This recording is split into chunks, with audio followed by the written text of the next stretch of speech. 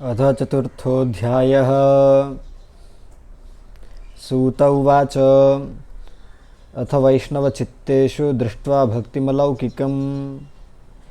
मलौकिकीं निजलोकं परित्यज्य भगवान् भक्तवत्सलः वनमाली घनश्यामः पीतवासा मनोहरः काञ्चीकलापरुचिरो लसन्मुकुटकुण्डलः चित्रभङ्गललितश्चारु कौस्तुम्भेन विराजितः कोटिमन्मथलावण्यो हरिचन्दनचर्चितः परमानन्दचिन्मूर्तिर्मधुरो मुरलीधरः आविवेश स्वभक्तानां हृदयान्यमलानि च वैकुण्ठवासिनो ये च वैष्णवा उद्धवादयः तत्कथाश्रवणार्थन्ते गूढरूपेण संस्थिताः तदा जया जया रावो रसपुष्टिरलौकिकी चूर्णप्रसूनवृष्टिश्च मुहुःशङ्खरवोऽप्यभूत् तत्सभासंस्थितानां च देहगेहात्मविस्मृतिः दृष्ट्वा च तन्मयावस्थां नारदो वाक्यमब्रवीत् अलौकिकोऽयं मुन्महिमा मुनीश्वराः सप्ताहजन्योऽद्य विलोकितो मया मूढा शठा ये पशुपक्षिणोऽत्र सर्वेऽपि निष्पापतमा भवन्ति अतो नृलोके ननु नास्ति किञ्चित् चित्तस्य शोधाय खलु पवित्रम् अघौघविध्वंसकरं तथैव कथा समानां भुवि नास्ति चान्यत् ये के एके विशुध्यन्ति वदन्तु मह्यं सप्ताहयज्ञेन कथामयेन कृपालुभिर्लोकहितं विचार्य प्रकाशितः कोऽपि नवीनमार्गः। महाराज आगे कहते हैं, सूत जी कह रहे हैं, मुनिवर उस समय अपने भक्तों के चित्त में अलौकिक भक्ति का प्रादुर्भाव हुआ देख भक्तवत्सल श्री भगवान अपना धाम छोड़कर वहाँ पधारे। उनके गले में वनमाला शोभा पा रही थी। श्री अंग सजल जलधर के समान श्याम वर्ण था। उस पर मनोहर पीतांबर सुशोभित था। कटि प्रदेश करधनी की लड़ियों से सुसज्जित था। सिर पर मुकुट की लटक और कानों में कुंडलों की झलक देखते ही बनती थी। वह त्रिभंग ललित भाव से खड़े हुए चित्त को चुराए लेते थे। वक्षस्थल पर कौस्तुभमणि दमक रही थी। सारा श्री अंग हरिचंदन से चर्चित था। उस रूप की शोभा क्या कहे। उसने तो मानो करोड़ों कामदेवों को रूप माधुरी छीन ली थी। कामदेवों की वह परमानंद चिन्मूर्ति मधुराति मधुर मुरलीधर ऐसी अनुपम छवि से अपने भक्तों के निर्मल चित्तों में आविर्भूत हुए। भगवान के नित्य लोक निवासी लीला परिकर उद्धवादि वहाँ गुप्त रूप से उस कथा को सुनने के लिए आए हुए थे। प्रभु के प्रकट होते ही चारों ओर जय जय हो की ध्वनि होने लगी। उस समय भक्ति रस का अद्भुत प्रवाह चला। बार बार अबीर गुलाल और पुष्पों की वर्षा तथा शंख ध्वनि होने लगी। उस सभा में जो लोग बैठे थे उन्हें अपने देह गेह आत्मा की भी कोई सुधि न रही। उनकी ऐसी तन्मयता देखकर नारद जी कहने लगे, मुनीश्वर गण, आज सप्ताह श्रवण की मैंने यह बात बड़ी अलौकिक महिमा देखी। यहाँ तो जो बड़े मूर्ख दुष्ट और पशु पक्षी भी है वे सभी अत्यंत निष्पाप हो गए हैं। अतः इसमें संदेह नहीं कि कलिकाल में चित्त की शुद्धि के लिए इस भागवत कथा के समान मर्त्यलोक में पाप पुंज का नाश करने वाला कोई दूसरा नहीं है। अतो नृलोके ननु नास्ति किंचित् चित्तस्य शोधाय कलो पवित्रम् अघौघ विध्वंसकरं तथैव कथा समानं भुवि नास्ति चान्यत्।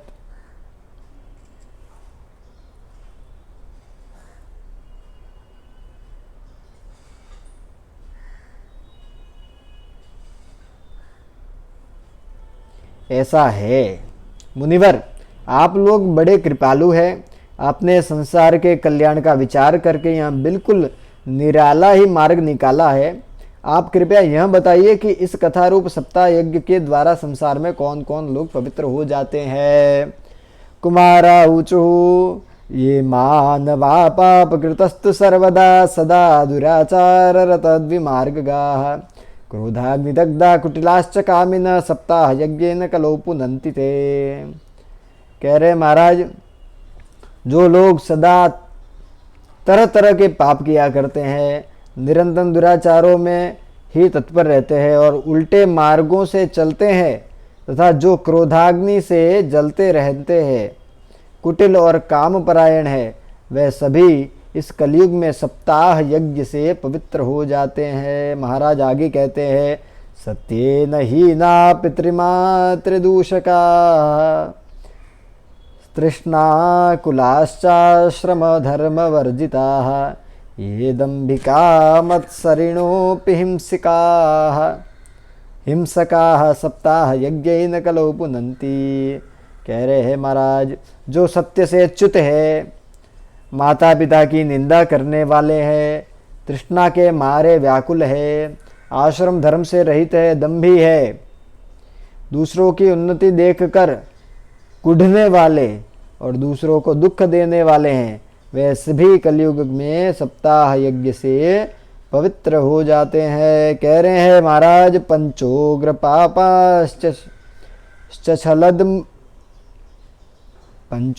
पापाश्चल छद्मकारिणः क्रूराः पिशाचा एव निर्दयाश्च ये ब्रह्मस्फुटा व्यभिचारकारिणः सप्ताह यज्ञेन कलो पुनन्ति कायेन वाचा मनसापि पातकं नित्यं प्रकुर्वन्ति शठाहटेन च परस्वपुटा मलिना दुराशयाः सप्ताह यज्ञेन कुलौ पुनन्ति। कह रहे हैं, जो मदिरा पान करता है, ब्रह्म हत्या जिसने की है, सुवर्ण की चोरी, गुरुस्त्री गमन और विश्वासघात, ये 5 महापाप करने वाले, छल छद्म परायण, क्रूर पिशाचों के समान निर्दयी, ब्राह्मणों के धन से पुष्ट होने वाले और व्यभिचारी है, वे भी कलयुग में सप्ताह यज्ञ से पवित्र हो जाते हैं। जो दुष्ट आग्रह पूर्वक सर्वदा मन वाणी या शरीर से पाप करते रहते हैं, वे दूसरे के धन से ही पुष्ट होते हैं तथा मलिन मन और दुष्ट हृदय वाले हैं, वे भी कलयुग में सप्ताह यज्ञ से पवित्र हो जाते हैं।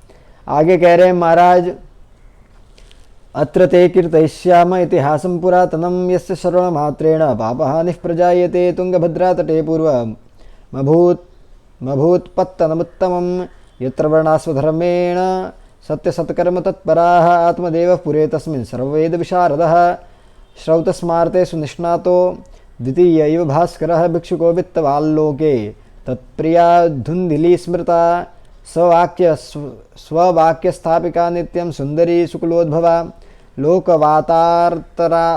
लोकवार्तारता क्रूरा प्रायशो बहुजल्पिका शूरा च गृहीत कृत्येषु कृपणा कलह प्रियः। कह रहे हैं महाराज, नारद जी, संत कुमार जी कहते हैं, हे नारद, अब तुम्हें इस विषय में एक प्राचीन इतिहास सुनाते हैं। उसके सुनने से ही सब पाप नष्ट हो जाते हैं। पूर्व काल में तुंगभद्रा नदी के तट पर एक अनुपम नगर बसा हुआ था। वहाँ सभी वर्णों के लोग अपने अपने धर्मों का आचरण करते हुए सत्य और सत्कर्मों में तत्पर रहते थे। उस नगर में समस्त वेदों का विशेषज्ञ और श्रौत स्मार्त कर्मों में निपुण एक आत्मदेव नामक ब्राह्मण रहता था। वह साक्षात दूसरे सूर्य के समान तेजस्वी था। वह धनी होने पर भी भिक्षाजीवी था। उसकी प्यारी पत्नी धुंधली नामक कुलीन एवं सुंदरी होने पर भी सदा अपनी बात पर अड़ जाने वाली थी। उसे लोगों की बातें करने में सुख मिलता था, अर्थात गॉसिप, निंदा आदि करने में, चुगलियाँ आदि करने में, दूसरों की बातें करने में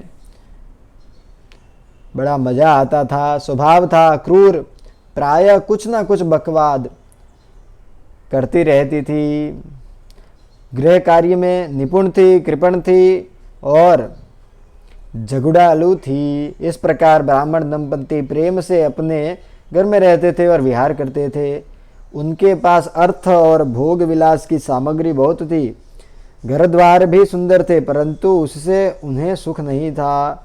जब अवस्था बहुत ढल गई तब उन्होंने संतान के लिए तरह तरह के पुण्य कर्म आरंभ किए और वे दीन दुखियों को गौ, पृथ्वी, सुवर्ण और वस्त्रादि दान करने लगे। इस प्रकार धर्म मार्ग में उन्होंने अपना आधा धन समाप्त कर दिया, तो भी उन्हें पुत्र या पुत्री किसी का भी मुख देखने को न मिला। इसलिए अब वह ब्राह्मण बहुत ही चिंतातुर होने लगा।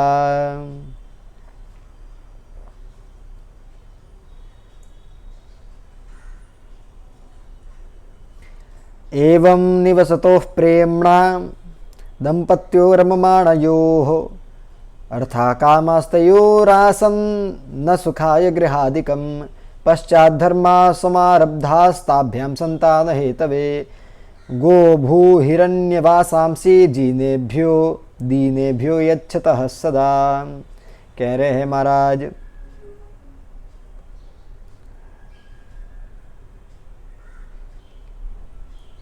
धनार्धम धर्म मार्गेण ताभ्यां नीतं तथापि च न पुत्रो नापि वा पुत्री ततश्चिन्तातुरो भृशम् एकदा सद्विजो दुःखात् गृहं त्यक्त्वा वनं गतः मध्याह्ने तृषितो जातः षडांग समुपेयिवान्। कह रहे हैं महाराज, आगे की बात सुनिए। एक दिन वह ब्राह्मण देवता बहुत दुखी होकर घर से निकला, वन चला गया। दोपहर के समय उसे प्यास लगी। वह एक तालाब पर आया। आकर क्या किया महाराज, पित्वा जलम निषण्णस्तु प्रजा दुखेन कर्षितः मुहूर्तादपि तत्रैव सन्यासी कश्चिदागतः दृष्ट्वा पीतजलं तं तु विप्रो यातस्तदन्तिकं नत्वा च पादयोस्तस्य निश्वसन् संस्थितः परः। कह रहे हैं महाराज, संतान के भाव के दुख ने उसके शरीर को बहुत सुखा दिया था, इसलिए थक जाने के कारण जल पीकर वहीं बैठ गया। 2 घड़ी बीतने पर वहाँ सन्यासी महात्मा आने लगे। तब ब्राह्मण देवता ने देखा कि वह जल पी चुके हैं। तब वह उनके पास गया और चरणों में नमस्कार करने के बाद सामने खड़े होकर लंबी लंबी सांसें लेने लगा। यतिरुवाच कथं रोदिषि विप्रत्वं काते चिंता बलीयसी वदत्वं सत्वरं मह्यं स्वस्य दुःखस्य कारणम्। सन्यासी पूछते हैं, कहो ब्राह्मण देवता, रोते क्यों हो? ऐसी तुम्हें क्या भारी चिंता है? तुम जल्दी ही मुझे अपने दुख का कारण बताओ। ब्राह्मण उवाच किं ब्रवीमि ऋषे दुःखं पूर्वपापेन संचितं मदीया पूर्वजास्तोयं कवोष्णमुपभुञ्जते मद्दत्तं नैव गृह्णन्ति पीत्वा देवाद्विजातयः प्रजा दुःखेन शून्योऽहं प्राणां त्यक्तो मिहागतः। तो वो आत्मदेव बोलता है, महाराज, मैं अपने पूर्व जन्म के पापों से संचित दुख का क्या वर्णन करूं? अब मेरे पितर मेरे द्वारा दी हुई जलांजलि के जल को अपनी चिंता जनित सांस से कुछ गर्म करके पीते हैं। देवता और ब्राह्मण मेरा दिया हुआ अन्न प्रसन्न मन से स्वीकार नहीं करते हैं। संतान के लिए मैं इतना दुखी हो गया हूँ कि मुझे अब सब सूना ही सूना दिखाई देता है। मैं प्राण त्यागने के लिए यहाँ आया हूँ। संतानहीन जीवन को धिक्कार है, संतानहीन गृह को धिक्कार है, संतानहीन धन को धिक्कार है और संतानहीन कुल को धिक्कार है। महाराज, बड़ा सुंदर श्लोक है। दिग्जीवितं प्रजाहीनम दिग्गृहं च प्रजां विना दिग्धनं चानपत्यस्य दिक्कुलं संतति विना। इसको लिख लिया जाए महाराज।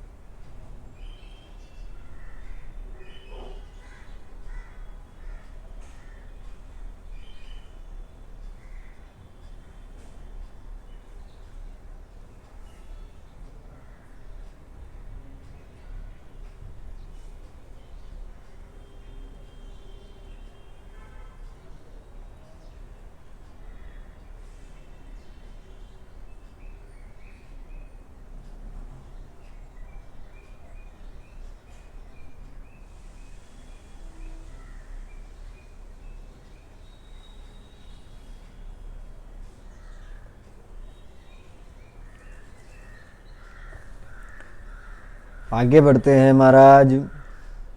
इस प्रकार उसने सब संतानहीन व्यक्ति को ग्रह को धिक्कार कहा।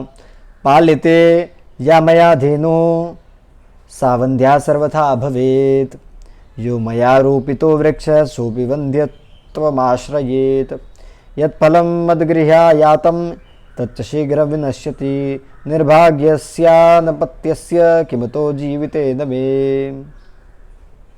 मैं जिस गाय को पालता हूँ वह भी सर्वथा बांझ हो जाती है, जो पेड़ लगाता हूँ उस पर भी फल फूल नहीं लगते हैं, मेरे घर में जो फल आता है वह भी बहुत जल्दी सड़ जाता है। जब मैं ऐसा अभागा और पुत्रहीन हूँ तब फिर इस जीवन को ही रखकर मुझे क्या करना है। यत् फलं मद्गृह्या यातं तच्च शीघ्रं विनश्यति, निर्भाग्यस्यापतत्यस्य पत्यस्य नपत्यस्य किमतो जीवितेन मे। इत्युक्त्वा स रुरोधोच्चैस्तत्पार्श्वं दुःखपीडितः, तदा तस्य यतेश्चित्ते करुणाद्भूगरीयसी, तद्भालाक्षरमालाञ्च वाचयामास योगवान्, सर्वं ज्ञात्वा यति पश्चात् विप्रमूचे सविस्तरम्। कह रहे हैं महाराज, यों कहकर वह ब्राह्मण दुख से व्याकुल हो उन सन्यासी महात्मा के पास फूट फूट कर रोने लगा। तब उन यतिवर के हृदय में बड़ी करुणा उत्पन्न हुई। वे योगनिष्ठ थे, उन्होंने उसके ललाट की रेखाएं देखकर सारा वृत्तांत जान लिया और फिर उसे विस्तार पूर्वक कहने लगे।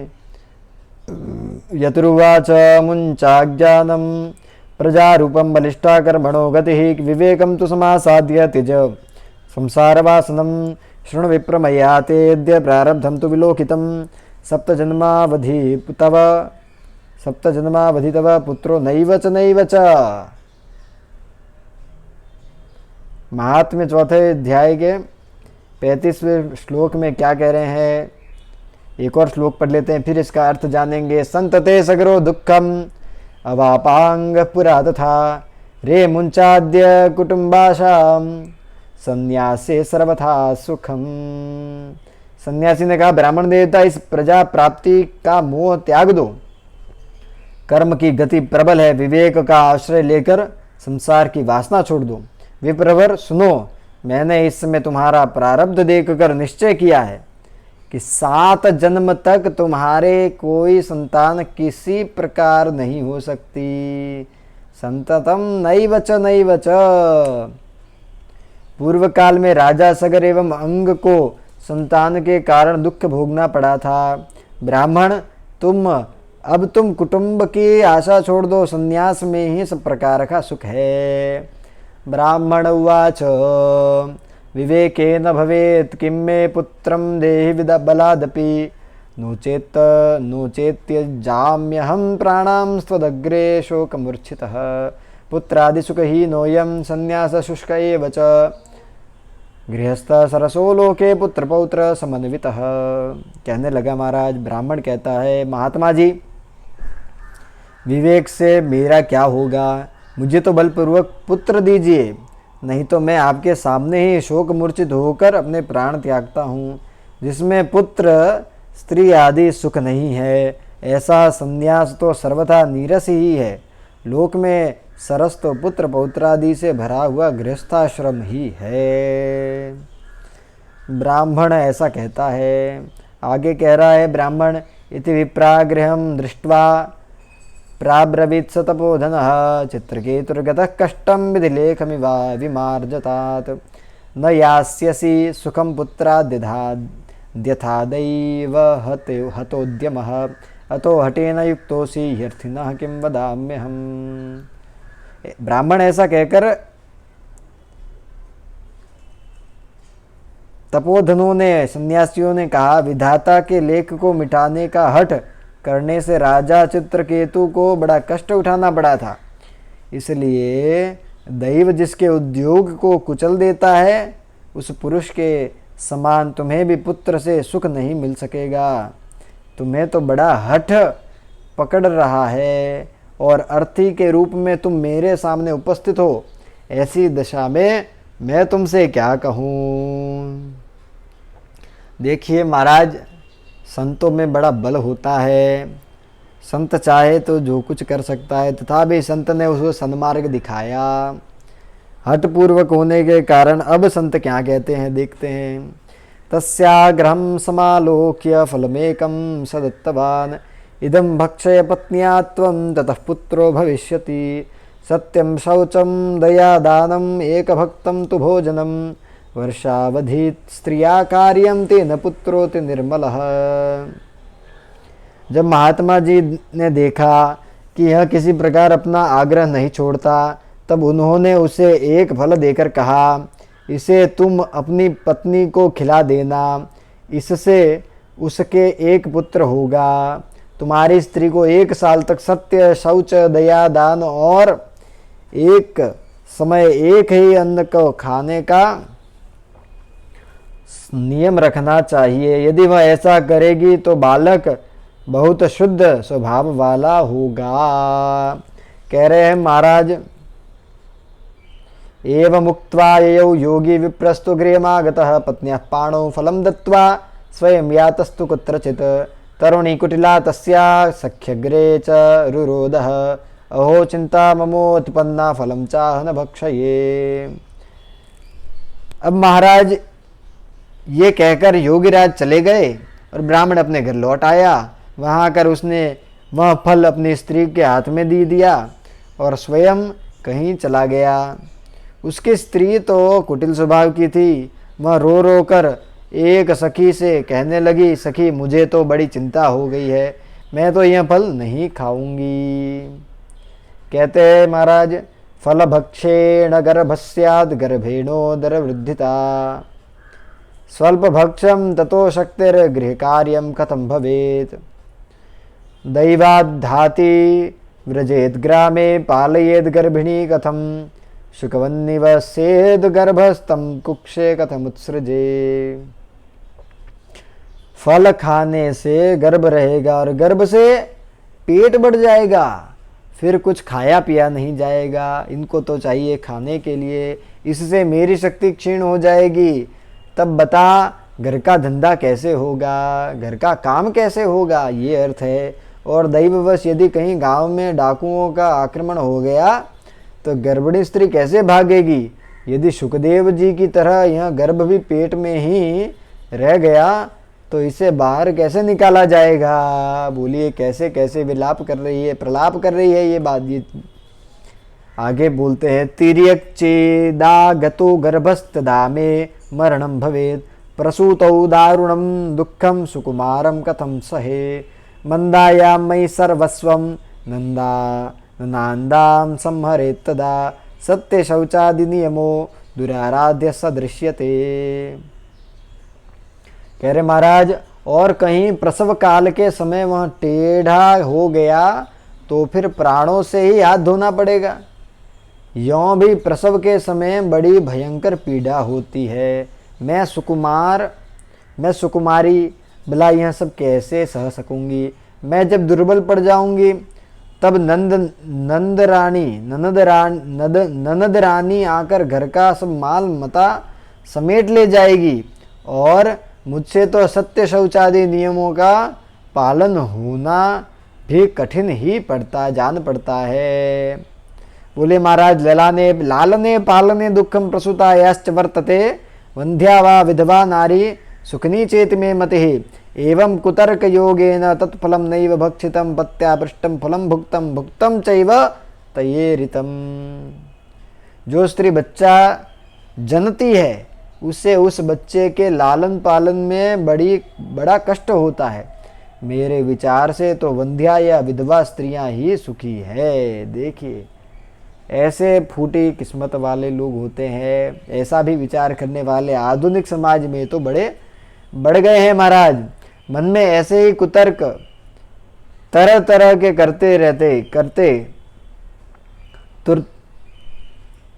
ऐसे मन में तरह तरह के कुतर्क उठने से उसने वह फल नहीं खाया। जब उसके पति ने पूछा तो बोला फल खा लिया। तब उसने कह दिया हाँ खा लिया। एकदा भगिनी तस्यास्तद्गृहं स्वेच्छया गता तदग्रे कथितं सर्वं चिन्तयेयं महती मे दुर्बला तेन दुःखेन ह्यनुजे करवाणि किं सा ब्रवीन् मम गर्भोऽस्ति तं दास्यामि प्रसूतितः। तो एक दिन उसकी बहन अपने आप ही उसके घर आई। तब उसने अपनी बहन को सारा वृत्तांत सुनाकर कहा कि मेरे मन में उसकी बड़ी चिंता है, मैं इस दुख के कारण दिनों दिन दुबली हो रही हूँ। बहन मैं क्या करूँ? बहन ने कहा मेरे पेट में बच्चा है, प्रसव होने पर वह बालक मैं तुझे दे दूंगी। तावत् कालं सगर्भेव गुप्ता तिष्ठ गृहे सुखम वित्तत्वं मत्पतेर्यच्छ सते दास्यति बालकम षण्मासिको मृतो बाल इति लोको वदिष्यति तं बालं पोषयिष्यामि नित्यमागत्य ते गृहम। तो फिर क्या हुआ? तब तू गर्भवती के समान घर में गुप्त रूप से सुख से रहे। तू मेरे पति को कुछ न कुछ धन दे देगी तो वह तुझे अपना बालक दे देंगे। हम ऐसी युक्ति करेंगी कि जिसमें सब लोग यही कहे कि इसका बालक 6 महीने का होकर मर गया और मैं नित्य प्रति तेरे घर आकर उस बालक का पालन पोषण करती रहूंगी।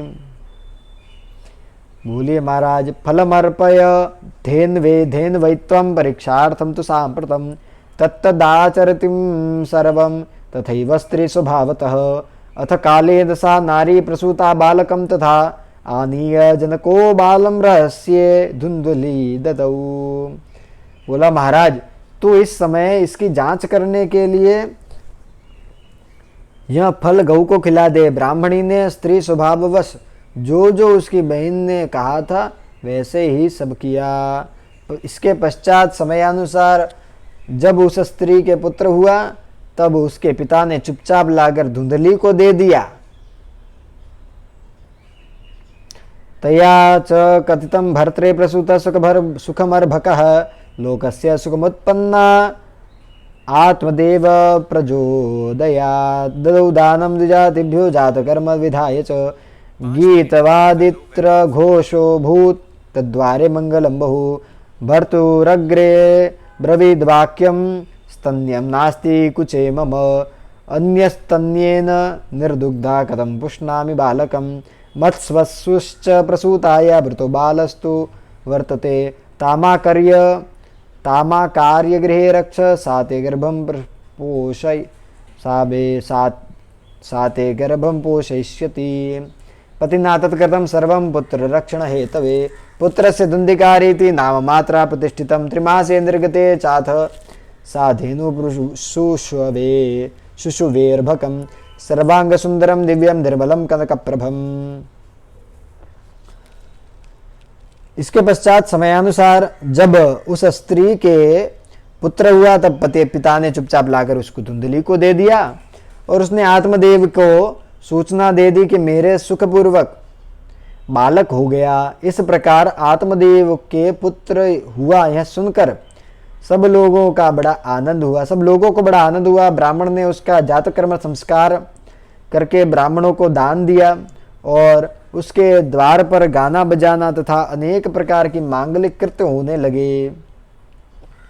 महाराज धुंधली ने अपने पति से कहा मेरे स्तनों में दूध नहीं है और गौ आदि किसी अन्य जीव के दूध से मैं इस बालक का किस प्रकार पालन करूंगी। मेरी बहन के अभी बालक हुआ था, वह मर गया है, उसे बुलाकर अपने यहाँ रख ले तो वह आपके इस बच्चे का पालन पोषण कर लेगी। तब पुत्र की रक्षा के लिए आत्मदेव वैसा ही किया तथा माता धुंधली ने उस बालक का नाम धुंधकारी रखा। इसके बाद 3 महीने बीतने पर गऊ के भी एक मनुष्याकार बच्चा हुआ। वह सर्वांग सुंदर दिव्य निर्मल तथा सुवर्ण की सी कांति वाला था। दृष्ट्वा प्रसन्नो विप्रस्तु संस्कारान् समाधदे मत्वाश्चर्यं जना सर्वे दिदृक्षार्थम समागता। उसे देखकर ब्राह्मण देवता को बड़ा आनंद हुआ और उसने स्वयं ही उसके सब संस्कार किए। इस समाचार से और सब लोगों को भी बड़ा आश्चर्य हुआ और वे बालक को देखने के लिए आए तथा आपस में कहने लगे, देखो भाई, अब आत्मदेव का कैसा भाग्य उदय हुआ है। कैसे आश्चर्य की बात है, गौ के भी ऐसा दिव्य रूप बालक उत्पन्न हुआ है। देवयोग से इस गुप्त रहस्य का किसी को भी पता न लगा। आत्मदेव ने इस बालक के गौ के से कान देखकर उसका नाम गोकर्ण रखा था। भाग्योदयोधुना जात आत्मदेवस्य पश्यत दीन्वा बाल प्रसूतस्तु देवरूपीति कौतकम् न ज्ञातं तद्रहस्यं तु केनापि विधियोगतः गोकर्णं तं सुतं दृष्ट्वा गोकर्णं नाम चाकरोत् कियत्कालेन तौ जातौ तरुणौ तनयाबुभौ गौकर्णः पंडितो ज्ञानी धुंधकारी महाखलः स्नानशौचक्रियाहीनो दुर्भक्षी क्रोधवर्धितः दुष्परिग्रहकर्ता च शवस्तेन भोजनं चौरः सर्वजनद्वेषी परवेश्म प्रदीपकः लालनायार्भकान् धृत्वा सद्यः कूपे निपातयत हिंसकः शस्त्रधारी च दीनान् धानां प्रपीडकः चाण्डालाभीरतो नित्यं पार्श्वस्थस्व संगतः तेन वेश्या कुसंगेन पित्र्यं वित्तं तु नाशितम् एकदा पितरौ ताण्ड्य पात्राणि स्वयमाहरत् तत्पिता कृपणः प्रोच्चैर्धनहीनो रुरोधः वध्यत्वं तु समीचीनं कुपुत्रो दुःखदायकः। कुछ काल बीतने पर वे दोनों बालक जवान हो गए। उनमें गोकर्ण तो बड़ा पंडित और ज्ञानी हुआ, किंतु धुंधुकारी भी बड़ा दुष्ट निकला। स्नान शौचादि ब्राह्मणोचित आचारों का उसने नाम भी न था और न खान पान का भी कोई परहेज था। क्रोध उसमें बहुत बढ़ा चढ़ा था। वह बुरी बुरी वस्तुओं का संग्रह किया करता था। मुर्दे के हाथ से छुपाया हुआ अन्न भी खा लेता था। दूसरों की चोरी करना और सब लोगों से द्वेष बढ़ाना उसका स्वभाव बन गया था। छिपे छिपे वह दूसरों के घरों में आग लगा देता था। दूसरों के बालकों को खिलाने के लिए गोद में लेता और उन्हें चट कुएं में डाल देता। हिंसा का उसने व्यसन सा हो गया था। हर समय वह अस्त्र शस्त्र धारण किए रहता था और बेचारे अंधे और दीन दुखियों को व्यर्थ तंग करता था। चांडालों से उसका विशेष प्रेम था। उस हाथ में वह बस हाथ में फंदा लिए कुत्तों की टोली के साथ शिकार की टोह में घूमता रहता था। वेश्याओं के जाल में फंसकर उसने अपने पिता की सारी संपत्ति नष्ट कर दी। एक दिन माता पिता को मार पीट कर घर के सब बर्तन भांडे उठा ले गया। इस प्रकार जब सारी संपत्ति स्वाहा हो गई तब उसका कृपण पिता फूट फूट कर रोने लगा और बोला, इससे तो इसकी माँ का बांझ रहना ही अच्छा था। कुपुत्र तो बड़ा ही दुखदायी होता है। प्रतिष्ठामि को गच्छामि को मे दुःखं विपोहयेत प्राणां त्यजामि दुःखेन हा कष्टं मम संस्थितं। तदानीं तु समागत्य गोकर्णो ज्ञान संयुतः बोधयामास जनकं वैराग्यं परिदर्शयन् असारः खलु संसारो दुःखरूपी विमोहकः सुतः कस्य कथं कस्य स्नेहवाञ्ज्वलते निशं न चेन्द्रस्य दुःखं किंचिन् सुखं चक्रवर्तिनः सुखमस्ति विरक्तस्य मुनेरेकान्तजीवनः मुञ्चा ज्ञानं प्रजारूपं मोहतो नरके गतिः निपतिष्यति देहोयं सर्वं त्यक्त्वा वनं ब्रज। कह रहे हैं, महाराज अब मैं कहाँ रहूं, कहाँ जाऊं, मेरे इस संकट को कौन काटेगा। हाय, ऊपर तो बड़ी विपत्ति आ पड़ी है। इस दुख के कारण अवश्य मुझे एक दिन प्राण छोड़ने पड़ेंगे। उसी समय परम ज्ञानी गोकर्ण जी वहां आए और उन्होंने पिता को वैराग्य का उपदेश करते हुए बहुत समझाया। वे बोले, पिताजी, यह संसार असार है, यह अत्यंत दुख रूप और मोह में डालने वाला है। पुत्र किसका, धन किसका, स्नेहवान पुरुष रात दिन दीपक के समान जलता रहता है। सुख न तो इंद्र को है और न चक्रवर्ती राजा को ही है। सुख है तो केवल विरक्त एकांत जीवी मुनि को। यह मेरा पुत्र है, इस अज्ञान को छोड़ दीजिए।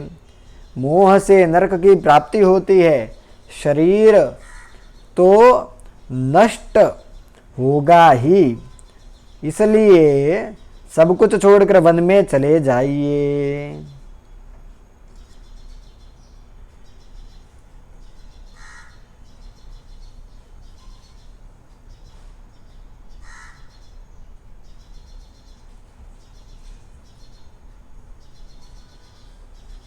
गोकर्ण उवाच देहोऽस्थिमां सरुधिरेऽभिमतिं त्यजत्वं जायासुतादिषु सदा ममतां विमुञ्च पश्यानिशं जगदिदं क्षणभङ्गनिष्ठं वैरागिरा गरसिको भव भक्तिनिष्ठः धर्मं भजस्व सततं त्यज लोकधर्मान् सेवस्व साधु पुरुषान् जहि कामतृष्णाम् अन्यस्य दोषगुणचिन्तनमाशु भुक्त्वा मुक्त्वा सैवा कथा रसमहो नितरां पिबत्वम्। गोकर्ण के वचन सुनकर आत्मदेव वन में जाने के लिए तैयार हो गया और उसने उनसे कहने लगा, बेटा, वन में रहकर मुझे क्या करना चाहिए, यह मुझसे विस्तार पूर्वक कहो। मैं बड़ा मूर्ख हूँ, अब तक कर्मवश स्नेह पाश में बंधा हुआ अपंग की भांति इस घर रूप अंधेरे कुएं में ही पड़ा रहा हूँ। तुम बड़े दयालु हो, इससे मेरा उद्धार करो। गोकर्ण ने कहा, पिताजी, यह शरीर हड्डी मांस और रुधिर का पिंड है, इसे आप मैं मानना छोड़ दें और स्त्री पुत्र आदि को अपना कभी न माने। इस संसार को रात दिन क्षण भंगुर देखे इसकी किसी भी वस्तु को स्थायी समझकर उसमें राग न करें। बस एकमात्र वैराग्य के रसिक होकर भगवान की भक्ति में लगे रहे। भगवत भजन ही सबसे बड़ा धर्म है। निरंतर उसी का आश्रय लिए रहे। अन्य सब प्रकार के लौकिक धर्मों से मुख मोड़ ले। सदा साधुजनों की सेवा करे। भोगों की लालसा को पास न भटकने दे और जल्दी से जल्दी दूसरों के गुण दोषों का विचार करना छोड़कर एकमात्र भगवत सेवा और भगवान की कथाओं के रस का ही पान करे। एवं सुतोक्तिवशतोऽपि गृहं विहाय यातो वनं स्थिरमतिर्गतषष्टिवर्षः युक्तो हरे रनुदिनं परिचर्ययासौ श्रीकृष्णमापनीयतं दशमस्य पाठात्। इस प्रकार पुत्र की वाणी से प्रभावित होकर आत्मदेव ने घर छोड़ दिया और वन की यात्रा की। यद्यपि उसकी आयु उस समय 60 वर्ष की हो चुकी थी, फिर भी बुद्धि में पूरी दृढ़ता थी। वहाँ रात दिन भगवान की सेवा पूजा करने से नियम पूर्वक भागवत के दशम स्कंध का पाठ करने से उसने भगवान श्री कृष्ण चंद्र को प्राप्त कर लिया। इति श्री पद्म पुराणे उत्तरखंडे श्रीमद्भागवत महात्म्ये विप्रमोक्षो नाम चतुर्थोऽध्यायः। गोविंद जय जय गोपाल जय जय।